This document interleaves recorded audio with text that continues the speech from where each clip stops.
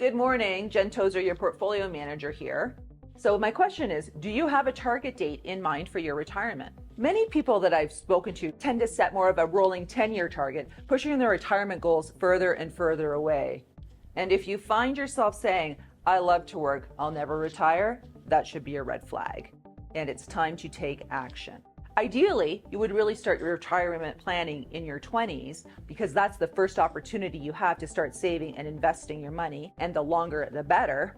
But you really need to get serious about where you're at about 10 years before your target date.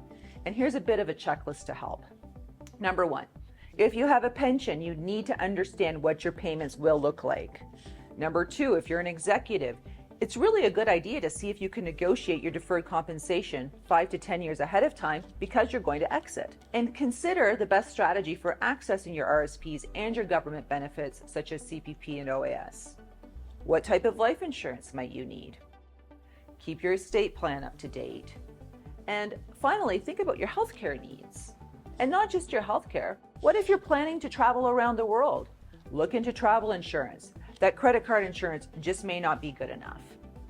So if you're already a client, we've been discussing these points for years. But in case your plans for retirement have changed, please let us know.